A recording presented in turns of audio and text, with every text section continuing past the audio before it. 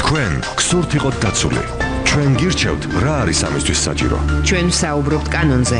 ყოველ ოთხშაბათს 13 საათსა და 10 წუთზე ეთერში კანონის დროა. თქვენს პრობლემებს თქვენივე მონაწილეობით პროფესიონალ იურისტთან ერთად განიხილავს ჟურნალისტი ხატია მოისწრაფიშვილი.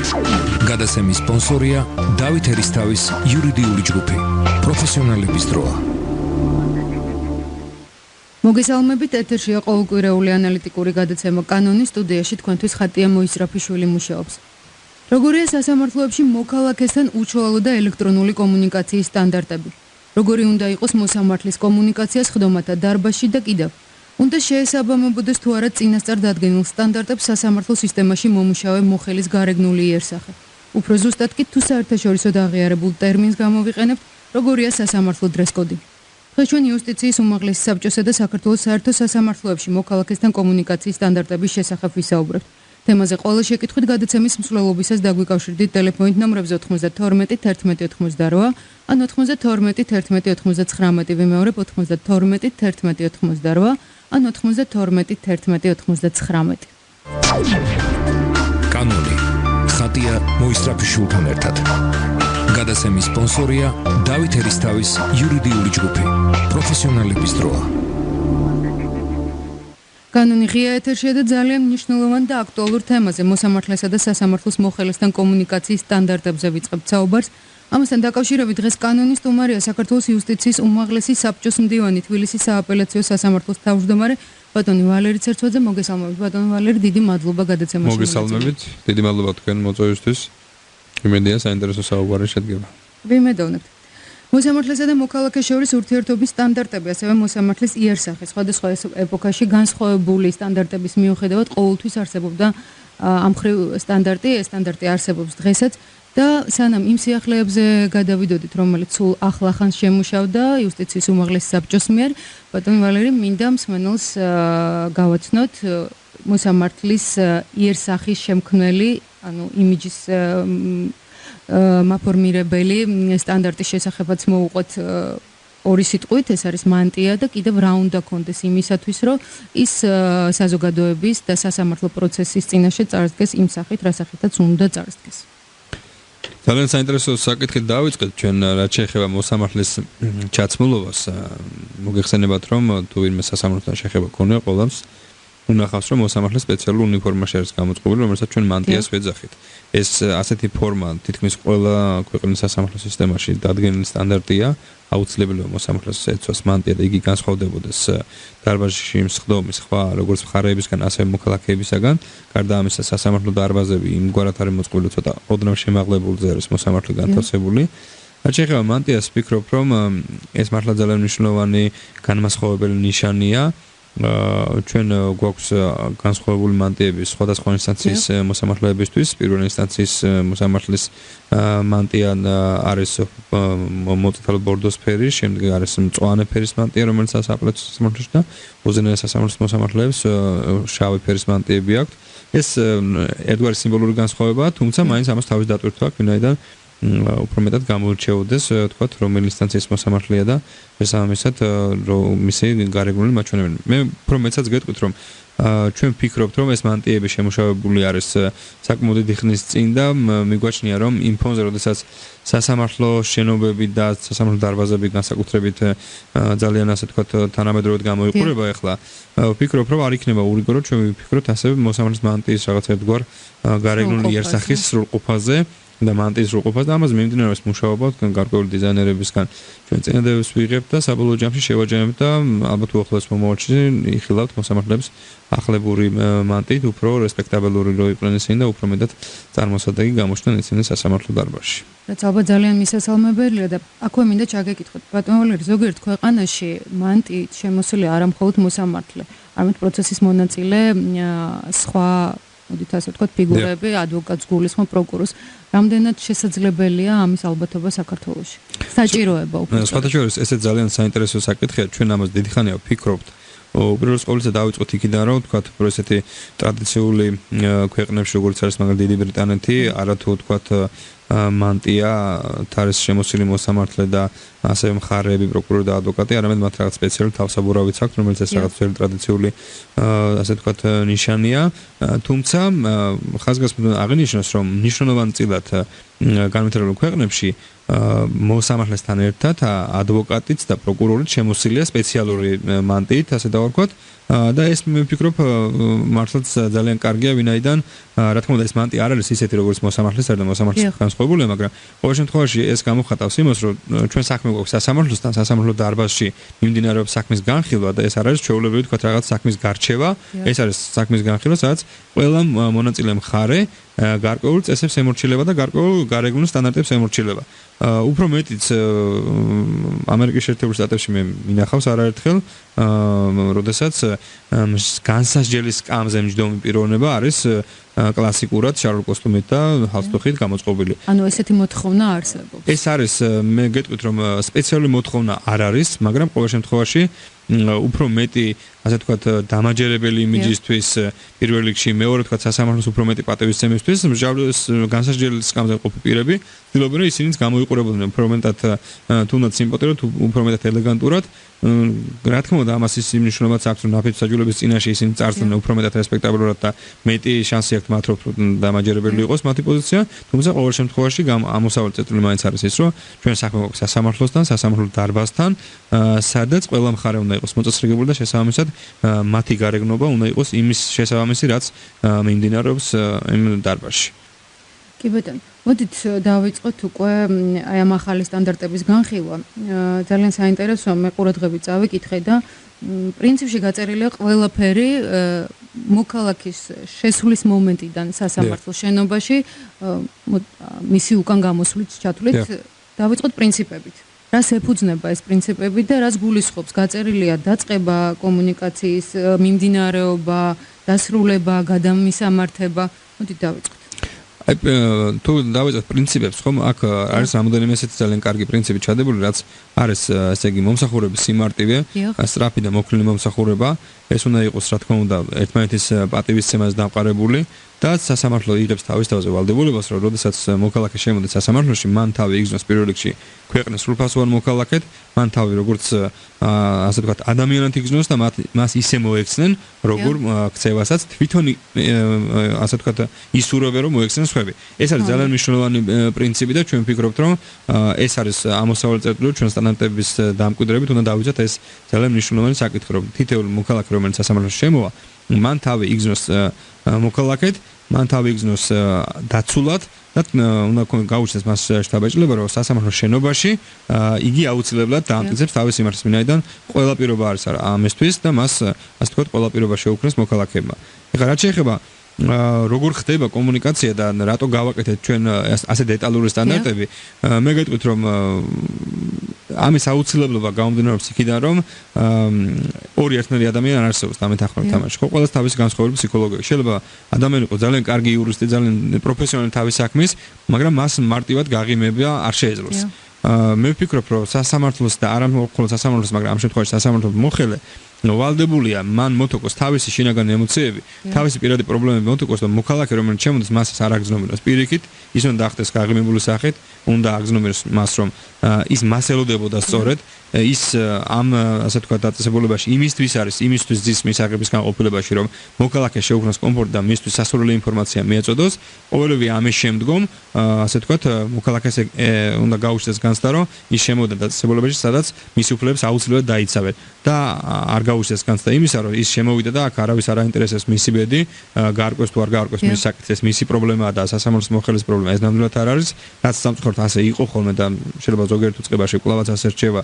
განსაკუთრებით მე არ მინდა ის გამომივიდეს, მაგრამ კომუნალური მომსახურების სფეროში სადაც ძალიან ბევრი მოქალაქე რაღაც თავის პრობლემით მიდის, მომსახურების დონე არც თუ ისე მაღალია და მე ვფიქრობ, სასამართლო უნდა იყოს ერთ-ერთი გამორჩეული უწყება, აი სხვა სახელმწიფო უწყებებს შორის, თავისი აი მომსახურების ხარისხით და დონით. მე აქვე მინდა მსმენელს განვუმარტო, რომ ეს ნიშნავს იმას, რომ აი ამ აქტის მიხედვით მოქალაქე, რომელიც შევა სასამართლოში, მოხელე, რომელიც მას დახვდება, ვალდებულია მოემსახუროს მხოლოდ მას, მხოლოდ თქვენ პირადად.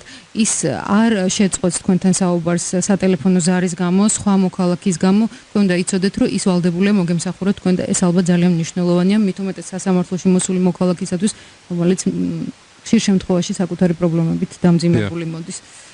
და მეთანხმებით რომ თქვა თუ ამ წესებს ადამიანი პირველად წაიკითხავს შეიძლება გაუჩნდეს რომ ძალიან დეტალიზებულია ძალიან დეტალურად საჭიროა კი ასე დეტალიზება ამ საკითხების მაგრამ მე ვფიქრობ რომ მართლა საჭიროა იმიტომ რომ თითეული ნაბიჯი გაწერილია რომ მარტივად რო ვთქვა ხო როცა ჩვენ მივალთ რომ რაღაც უწყებაში და გვესაუბრება ჩვენ რაღაც კანცელარიის თანამშრომელი თქვა სხვა მოხერხდა მნიშვნელობა არ აქვს და უცბად რაღაც მომენტში თქვა მას მისი მეგობარი დაურეკავს ვიღაც დაურეკავს და საუბარს გადართავს მასზე და თქვენ ხო სხვა მოქალაქე და თქვენ ელოდებით მას და გაურკვეველი ვადით და ის ბოდისაც არ მოგიხდით ხო ეს თავშეუროწყობილად ვიგზნობთ თითოეულ ჩვენთაგანი და მე ვფიქრობ რომ დროა იმისა რომ თქვა მართლაც ყველა უწყებაში იყოს ასეთი თუმცა სასამართლოში ამ შემთხვევაში ჩვენ დავიწყეთ ამის დანერგვა და მე ვფიქრობ რომ მართლაც იქნება სანიმუშო ამ კუთხით აქ არის ესეთი თავები გაწერილი უკმაყოფილო მოქალაქესთან კომუნიკაცია გადამისამართება ძალიან საინტერესოა ჩვენ უკვე აღვნიშნეთ რომ აქ არის ძალიან დეტალურად ყველაფერი გაწერილი მაგრამ მაინც იქნება კიდევ ერთხელ გავამართოთ როგორ ხდება უკმაყოფილო მოქალაქესთან კომუნიკაცია აი როდესაც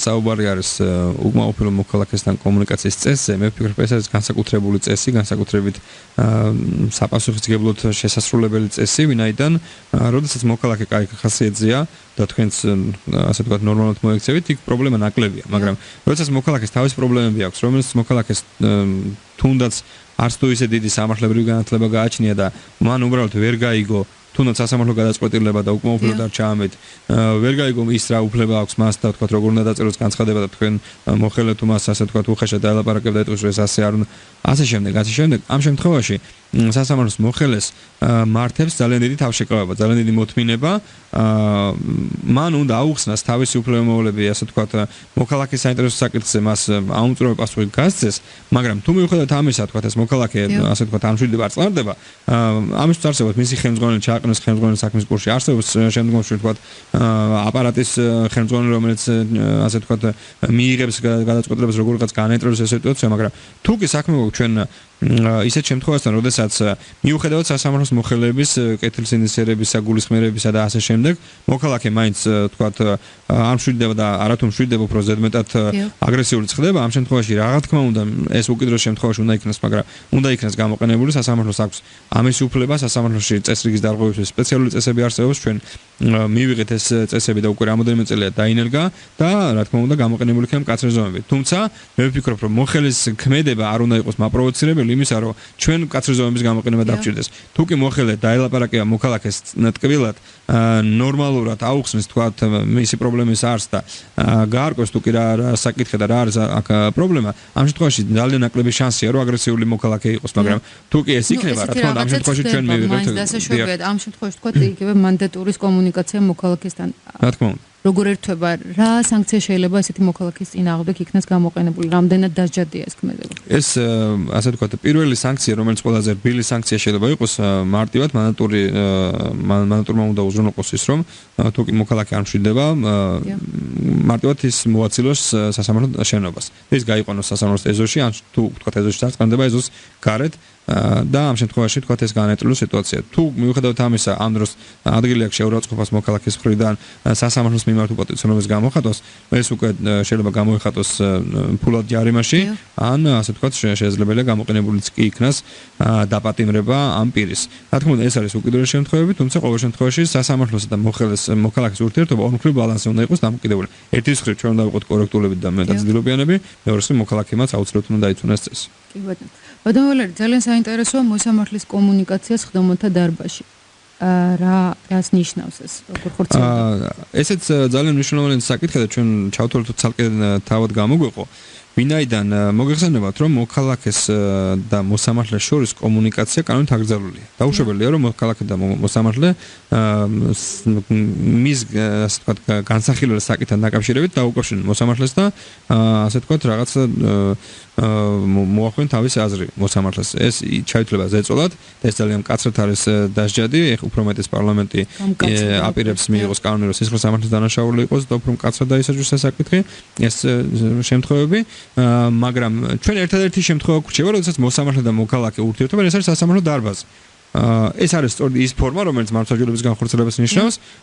სწორედ ამ კომუნიკაციის შემთხვევაში შედეგად უნდა მივიღოთ ჩვენ მოსამართლეებმა სწორი გადაწყვეტილება და ამ შემთხვევაში გაწერილია თუ როგორ უნდა იქცეოდეს მოსამართლე, თუ როგორ უნდა იქცეოდეს მოქალაქეები. ჩვენ აქცენტი გავაკეთეთ უფრო მეტად, რომ მოსამართლე როგორ უნდა იქცეოდეს, მოსამართლე უნდა იყოს ძალიან, ასე ვთქვათ, გულისხმიერი, მან უნდა დაანახოს მოქალაქეს, რომ ის დაინტერესებულია ამ საკითხის ობიექტურად განხილვით.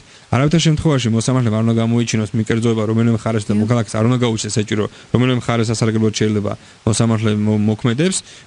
თუ კი თქვათ ამ შემთხვევაშიც მოქალაქეს ქცევა არ იქნება ადეკვატური, რა თქმა უნდა მოსამართლეს უნდა კონდეს მკაცრი და პრინციპული ტონი, ოღონდ იმის გათვალისწინებით, რომ მკაცრი ტონი უნდა იყოს ასევე კორექტული და არავითარ შემთხვევაში ეს არ უნდა იყოს თქვათ რაღაც ზღვარს გადასული.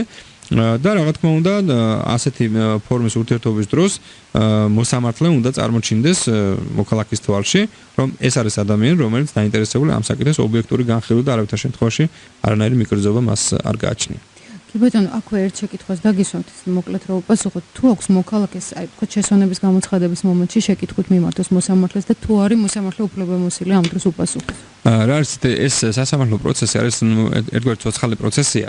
არის გარკვეული წესები, არის ასე ვთქვათ სტანდარტები და ჩარჩოები დადგენილი თუ რა ფორმით უნდა იურთიერთოს მოქალაქემ მოსამართლესთან, ვთქვათ რა დროს რისი უფლება აქვს, მაგრამ შესვენების გამოცხადების დროს ახლა რაღაც გარკვეული შეკითხვის დასმა თუ კი ამ საქმის განხილვას ემსახურება, ეს რაღაც განსაკუთრებული პრობლემა არ არის, ეს არც დადგენილია რომ ამის უფლება არსებობს და არც აკრძალულია რომ ამის ეს არ არსებობს.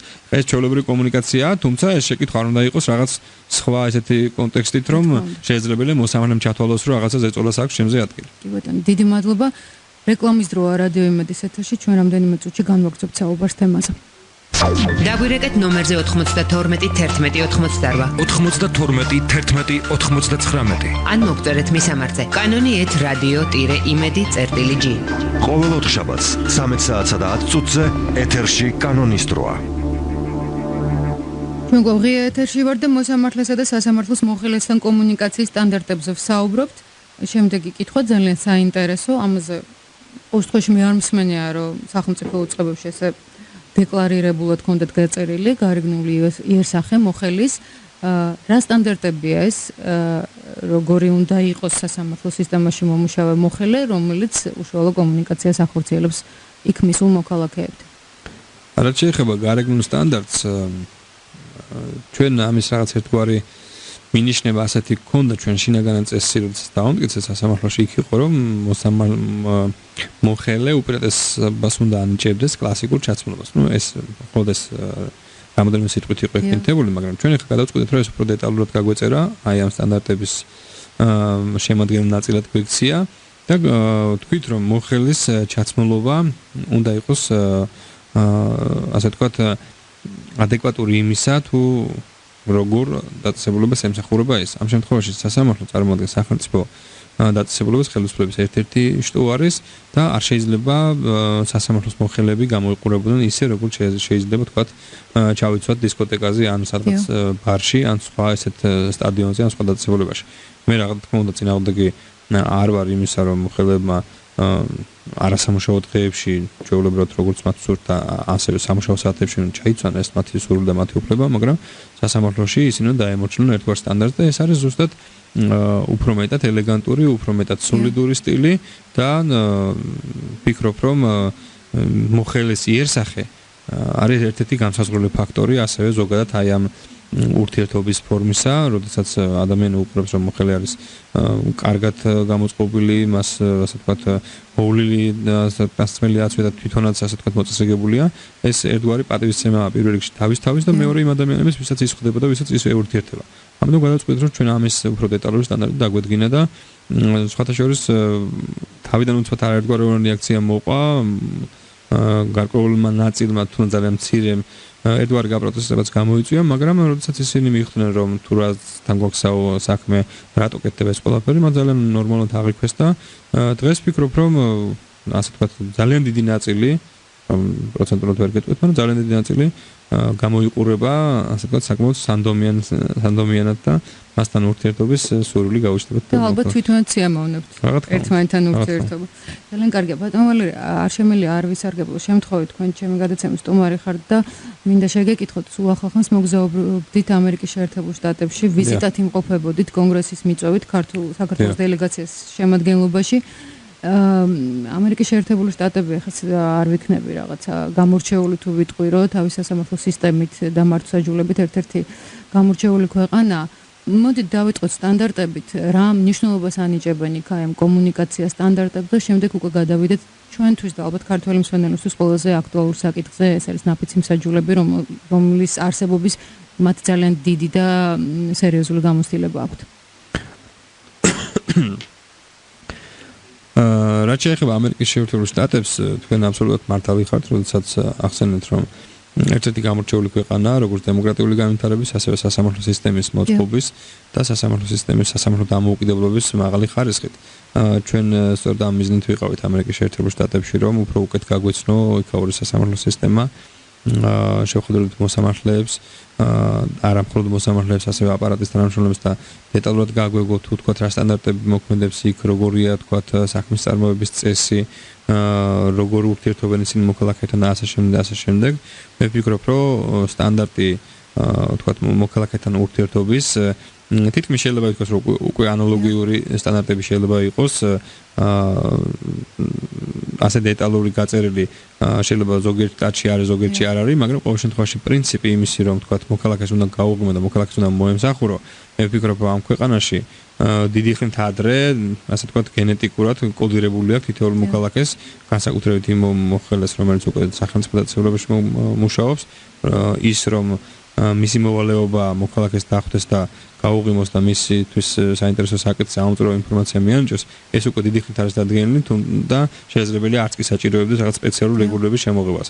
ეს რა თქმა უნდა ჩვენთან უფრო მეტად აქტუალურია ასეთი რეგულირების შემოღება და ვფიქრობ, რომ რაღაც ვიმედოვნებ ყოველ შემთხვევაში, რომ რაღაც გარკვეული პერიოდის მერე სტანდარტები კი არ იქნება ის დოკუმენტი, რომლის გამოც მოქალაქეებს ასე ექცევიან. არამედ შინაგანი ღირებულებები ექნებათ ქართულ საქართველოში მომუშავე მოხელეებს, რომ მათ მოქალაქეებს მოიქცენ ისე, როგორც ამ სტანდარტებში წერია და ეს მოდიდეს მათი შინაგანი ბუნებიდან და არა თქვათ იმის ვალდებულებიდან, რომ ის უნდა დაიცვან და შეასრულონ. რაც შეეხება ზოგადად ამერიკაში ვიზიტს, მე ვფიქრობ, რომ საკმაოდ დღეისათვის გაგეჭირებათ უკაცრავად. დღეისათვის ქართული სასამართლოები შენობებს გულისხმობ იმ აღჭურვილობას, რომელიც ამ შენობებში არსებობს, უკვე ძალიან მაღალი სტანდარტის არის, თუმცა ვფიქრობ, ამერიკის შეერთებულ შტატებში არის ისეთი სიახლეები, რომელიც შესაძლოა ჩვენთვის უახლოს მომავალში ხელმისაწვდომი და აუცილებელი იყოს. თუ იყო ესეთი რაღაც ნიუანსები, რომლის დანერგვა ასეთ საქართველოში გეგმავთ? მაგალითად ასე ვთქვათ, საიდუმლოს გაგიმხელდა და გეტყვით, რომ ჩვენი სასამართლო შენობები რაღაც ერთგვარად ამერიკული სასამართლოების ასე ვთქვათ, სულისკვეთებით არის გამშრალული. ანუ შთაგონების წყარო ერთ-ერთი ჩვენი სასამართლოების დიზაინის მოწყობის და დაპროექტებისა, სწორედ ამერიკული სასამართლოები იყო, სადაც სწორედაც რომ ძალიან დიდი მნიშვნელობა ენიჭება სასამართლო შენობების გრანდიოზულობას, სასამართლო შენობების ასე ვთქვათ, შთამბეჭდავად მოწყობას და ასევე სასამართლო დარბაზების ასე ვთქვათ, შთამბეჭდავად მოწყობას და რაც შეეხება ვთქვათ საკითხებს, რა შეიძლება ჩვენთვის მნიშვნელოვანი იყოს, მე მოგვიანებით გეტყვი თქვა ჩვენ რა შეხვედრები გქონდა, მაგრამ პირველ რიგში ახლა რაც უცბად მახსენდება, ძალიან საინტერესოდ მოგვიჩვენა ჩვენ მაგალითად სხდომაზე, სხდომის ოქმის ჩაწერის წესი. ჩვენ ყურადღება მივაქციეთ, რომ იქ იყო სპეციალური მოხელე, რომელიცაც როგორც მე გაირკვა 2 წლიანი სპეციალური სასწავლებელი ქონდა დამთავრებული აი ამ ტექნიკის შესასწავლად და ძალიან მარტივად, ეხლა როგორც ჩვენ საუბრობთ, ასე მიმდინარეობს სასამართლოში ჩვეულებრივი პროცესი, ეს ადამიანი ახერხებდა იმას, რომ სიტყვით ჩაეწერა თუ კი რა ხდებოდა ამ სასამართლო დარბაზში. ეს იყო სპეციალური პროგრამა შემუშავებული, რომელიც რამოდენიმე კლავიშის გამოყენებით ხდებოდა უკვე სრული სიტყვების წინადადების ჩამოყალიბება და მე ვფიქრობ, რომ ძალიან მნიშვნელოვანი არის, რომ საქართველოში რაღაც ასეთი წესი დაინერგოს, თუმცა უახლოეს პერსპექტივაში ეს რამდენად განხორციელდება ამას რამდენად ვერ გეტყვით, მაგრამ ყოველ შემთხვევაში ძალიან კარგია და როგორც გავიგეთ, მე ჩვენი სპეციალური დაწესებულება, სასწავლო დაწესებულება არსებობს ხომის დივნების მომზადების. და ჩვენ ვფიქრობთ, რომ შესაძლებელია ჩვენი კონტაქტები ხა ამერიკის შეერთებულ შტატებთან გამოვიყენოთ იმ კუთხითაც, რომ ჩვენი ხომის დივნების რაღაც გარკვეული კონტინგენტი მივავლინოთ და მათ ადგილზე შეისწავლონ ეს წესი როგორ ხდება და ეს ჩვენ როგორც იცით შემოვიღეთ ელექტრონული ჩაწერის სისტემა.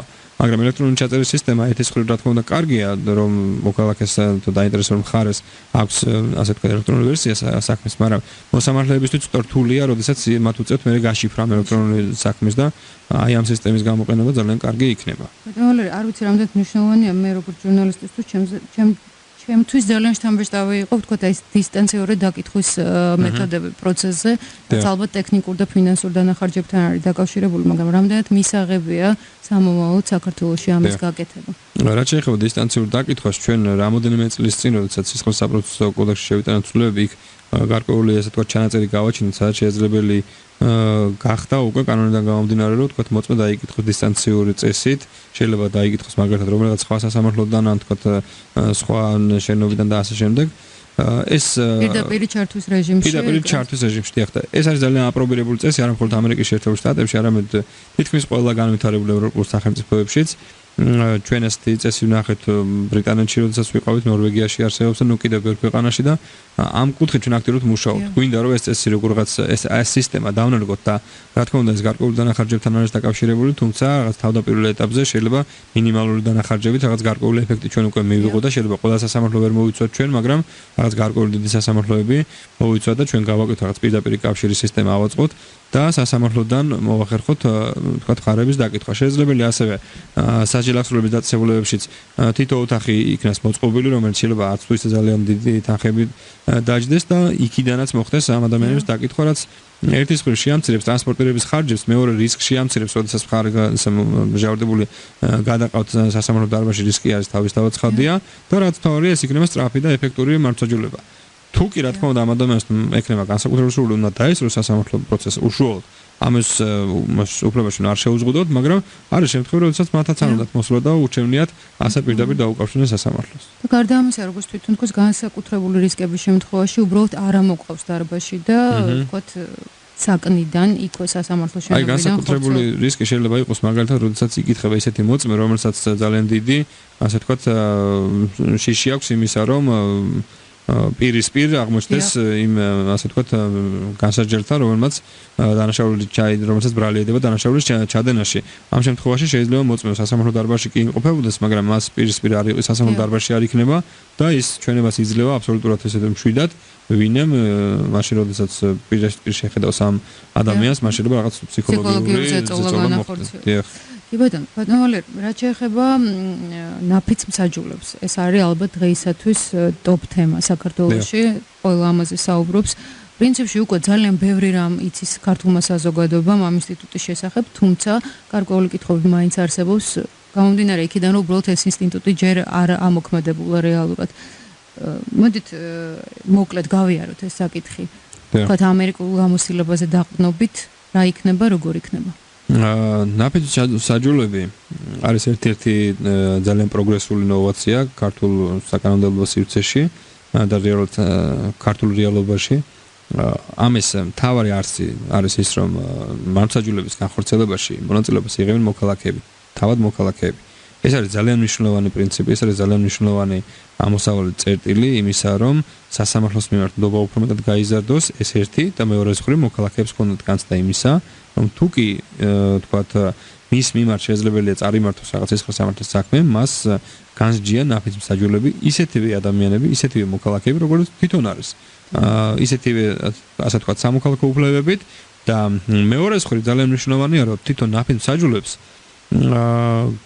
კონდეთ ძალიან მაღალი მარჩეგნება, ძალიან მაღალი მოქალაქეობრივი პასუხისმგებლობა და ჩვენ არაერთი იმიტირებული პროცესი ჩავატარეთ, სადაც მართლაც ჩვეულებრივი მოქალაქეები, ნამდვილი მოქალაქეები მონაწილეობდნენ, ჩვეულებრივი საქმე იქნა აღებული და და აქ ძალიან დიდი სიმტკიცე გამოიჩინეს ამ მოქალაქეებს სხვათა შორის და მართლაც მაღალი მოქალაქეობრივი პასუხისმგებლობა გამოამჟღავნეს და ერთ-ერთმა მოქალაქემ ისიც აღნიშნა რომ მე ნამდვილად ჩემი თავი ახლა ვიგძენი რომ მოქალაქე ვარ.